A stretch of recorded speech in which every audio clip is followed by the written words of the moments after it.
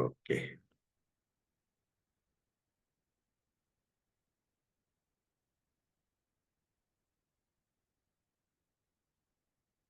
Okay so hello students, welcome back to my class. I am Abhinandan, your mathematics tutor. So कैसे हो आप लोग सब? आई होप सब बढ़िया चल रहा है ना?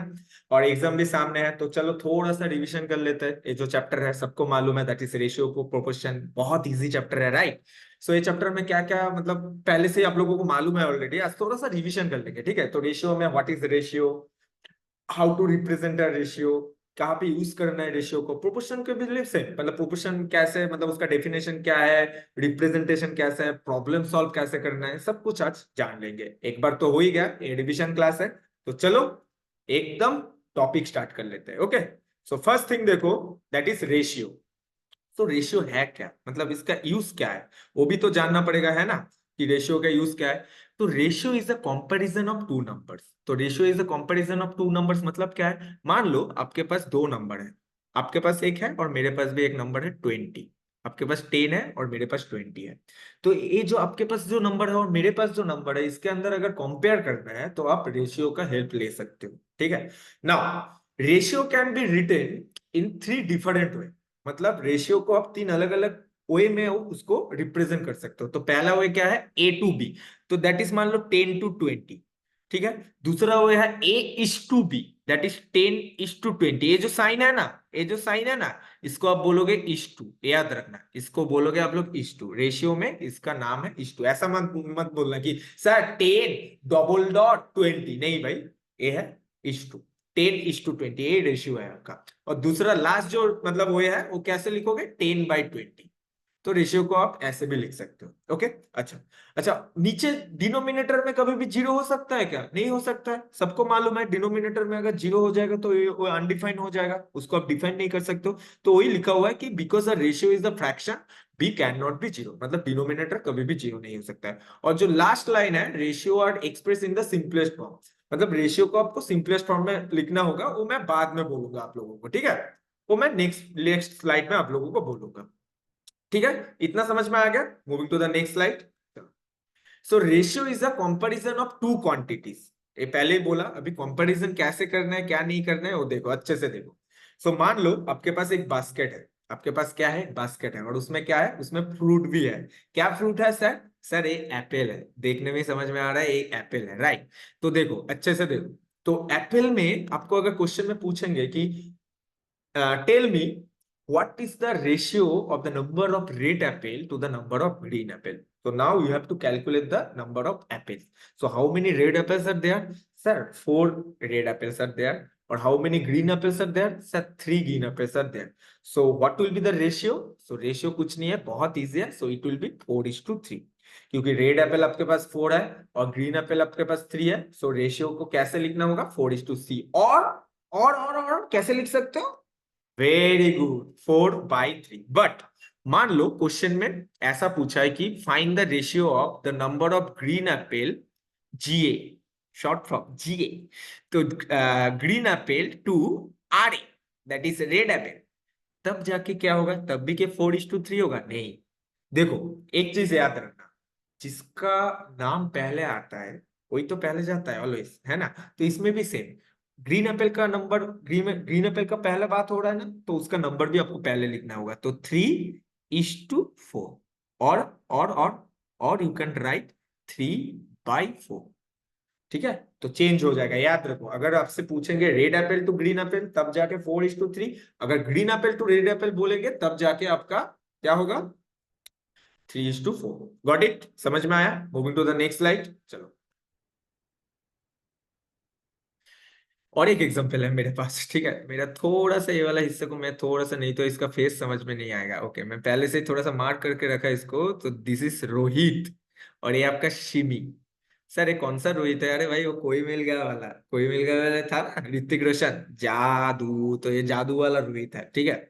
तो बेसिकली जादू वाला रोहित किस लिए है? क्योंकि इसके ऊपर भी एक प्रॉब्लम है, उसके उसका भी प्रॉब्लम था ना, बहुत प्रॉब्लम था ना। तो इसका प्रॉब्लम यही है कि रेशियो को थोड़ा सा, मतलब रेशियो में थोड़ा सा दिक्कत है, यही प्रॉब्लम है इसका।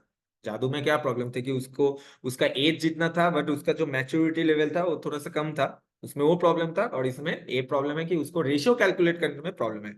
तो मैंने रोहित और शिमी को क्या बोला कि चलो आप लोगों का जो एज है उसके ऊपर ही रेशियो कैलकुलेट कर लेते हैं। तो चलो देखो, सो कैलकुलेट करने के बाद क्या हुआ है देखो, तो रोहित का जो एज है 9 ईयर्स, मतलब आप लोगों को जैसा ही एज है उसका, ठीक है। और शिमी का एज है 8 ईयर्स, वो दोनों फ्रेंड है, ठीक है, फ्रेंड है। ओके ओके हाँ।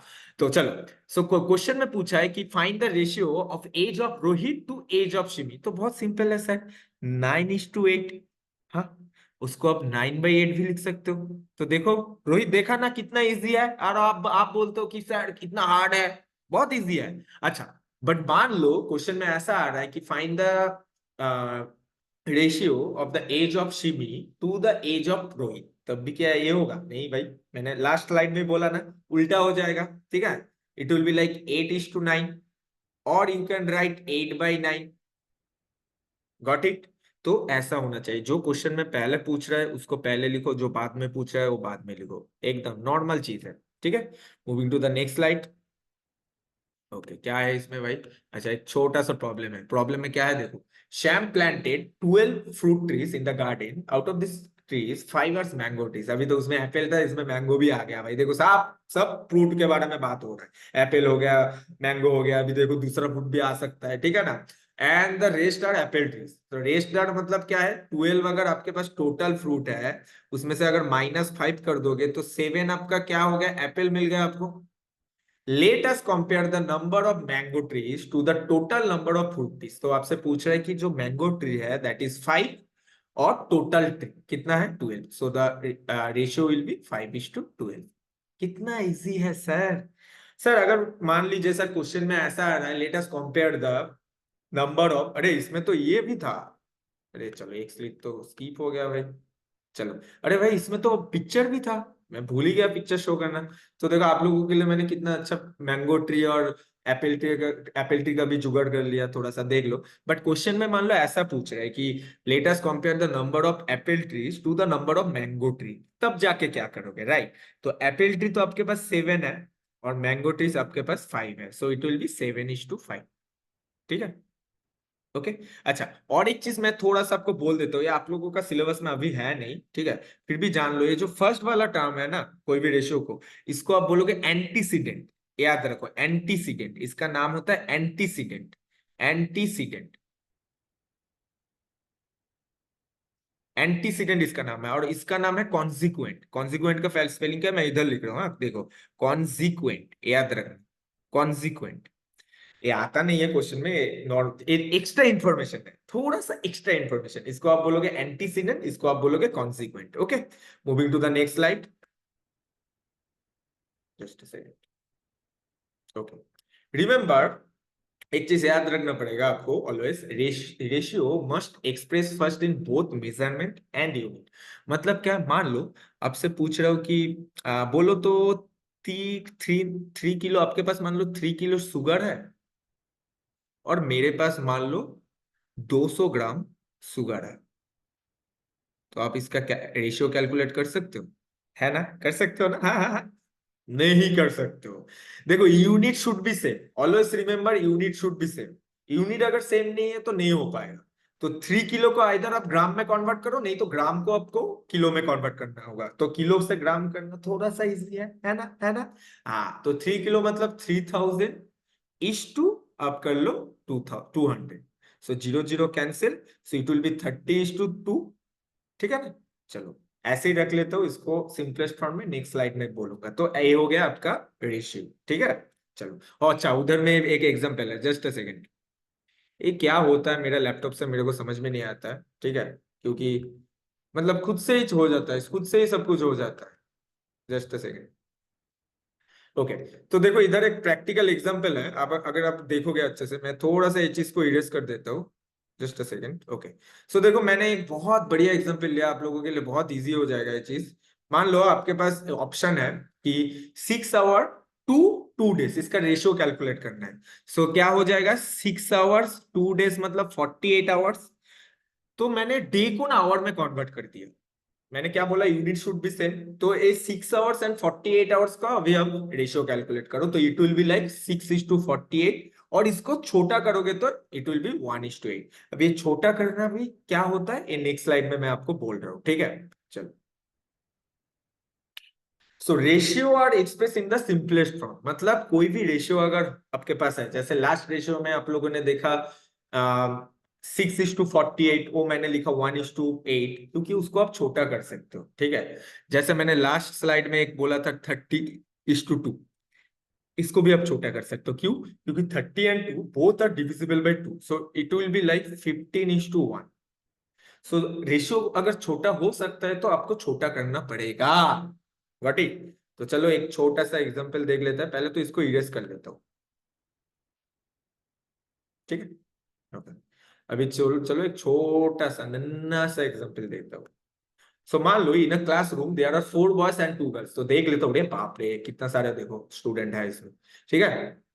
सो इसमें अभी आप लोगों को रेशियो कैलकुलेट करने को बोला है, that is number of boys to number of girls. तो how many boys are there sir? Sir 4:2, ठीक है ना, देख लो। Okay, so 4:2, so it will be like 2:1। तो इसको अगर छोटा करोगे तो इट विल बी 2:1। याद रखना, रेशियो को हमेशा छोटा करना ही होगा, ठीक है। अगर ऐसे लिखोगे तो मैं बोला नहीं कि रॉन्ग है, वो एग्जामिनर के ऊपर डिपेंड करते हैं कि इसमें आपको नंबर देंगे कि नहीं देंगे, देंगे कि नहीं देंगे। तो यही अच्छा है ना कि एकदम पूरा कर लो भाई, तो छोटा कर लो। देखो 4 and 2 both are divisible by 2, तो डिवाइड कर दो 2 से, खत्म, खेल खत्म, पैसा हजम, ठीक है। Moving to the next slide. तो ये हो गया रेशियो का पार्ट, ठीक है। और एक चीज मैंने क्या बोला था याद है ना, ए वाला पार्ट को आप बोलोगे एंटीसीडेंट, और ये वाला पार्ट को आप बोलोगे कॉन्सिक्वेंट, याद रखना। ये चाहिए नहीं, ये एक्स्ट्रा इंफॉर्मेशन है। चलो, now coming to the second part, that is proportion. So now what is proportion, पहले डेफिनेशन जान लो। Proportion is an equation that defines that two given ratio are equivalent to each other। मतलब proportion क्या होता है? Proportion मतलब आपके पास दो रेशियो है अभी, वो दो रेशियो अगर इक्वल है तब जाके आप बोल सकते हो कि ये जो दो रेशियो है प्रोपोर्शन में है। समझ में आया? नहीं समझ में आया ना? नहीं समझ में आया ना? मालूम था मेरे को, मेरे मालूम था। चलो, उसलिए आप लोगों के लिए एक एग्जांपल भी मतलब एकदम ऑलवेज रेडी। सो देखो, एक सर्कल है, एक स्क्वायर है। सर्कल में 4 पार्ट है, स्क्वायर में देयर आर 8 पार्ट्स। 4 पार्ट में से 2 parts are blue and 2 parts are yellow. Same goes with square also, 4 parts are yellow and 4 parts are blue. Now you have to calculate the ratio of the blue parts. ये वाला नहीं आ रहा है ना, just a second, ये इधर कर देता हूं। Okay, so ratio of the blue parts to yellow parts, आपको दोनों साइड में ऐसा ही रेशियो कैलकुलेट करना है, blue parts to yellow parts. तो क्या हो जाएगा, ब्लू पर्स कितना है 2, येलो पर्स कितना है 2 for the circle, so it will be like 2:2।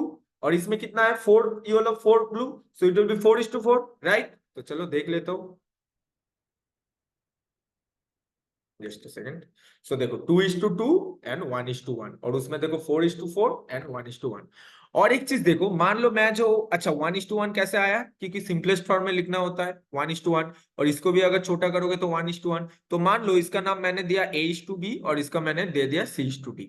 सो क्या हो रहा है भाई, 1:1 और 1:1 दोनों ही तो सेम है। So also you can write A:B equals to C:D, क्योंकि दोनों ही सेम है। तो ये जो A:B है ना, इसको ही आप A/B फॉर्मेट में और C/D फॉर्मेट में भी लिख सकते हो, राइट। अच्छा, जस्ट अ सेकंड। ओके, ये तो भाई खतरनाक चीज है भाई, ये मतलब खुद से ही देखो क्या हो रहा है, समझ में ही नहीं आता है मेरे को। ओके, अच्छा, सो बेसिकली इसमें और एक चीज जानना पड़ेगा कि ये जो इक्वल साइन है ना, सर इक्वल साइन कैसे आ गया? ये जो इक्वल साइन है ए प्रोपोर्शन है, तो प्रोपोर्शन आप कैसे डिनोट करोगे? A:B proportion to C:D। ये याद रखो, ए जो सिंबल है ना, इसका ही नाम है प्रोपोर्शन। और प्रोपोर्शन का मतलब क्या है? दो रेशियो, मतलब A:B एंड C:D इक्वल है, किस लिए? क्योंकि शायद दोनों का वैल्यू ही 1:1 है, ठीक है। तो यही होता है प्रोपोर्शन। अगर दो रेशियो आपके लिए इक्वल लग रहा है आपको, आप लिख सकते हो कि सर ये जो दो इक्वेशन है ना, सॉरी नॉट इक्वेशन, ये जो दो रेशियो है ना, ये दोनों सर प्रोपोर्शन में है। तो आपको ऐसे लिखना पड़ेगा। समझ में आया? प्रोपोर्शन वाला पार्ट समझ में आया? क्लियर? चलो, अभी और एक चीज मैं आपको बोलूंगा, that is very easy and ये आपको याद रखना पड़ेगा।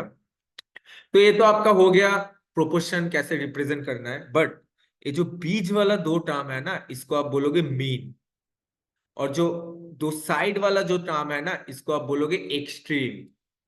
इसमें एक फंडा है, ऑलवेज रिमेम्बर वन थिंग, कि प्रोडक्ट, ये नोट करके रखो, सब लोग नोट करो ये वाला चीज, ये फॉर्मूला है, फॉर्मूला नहीं है, इसका कॉन्सेप्ट भी मैं बोल दूंगा। प्रोडक्ट ऑफ मीन, ये नोट कर लो, product of mean equals to, always equals to product of extreme. ये होगा ही होगा, ये जरूर होगा।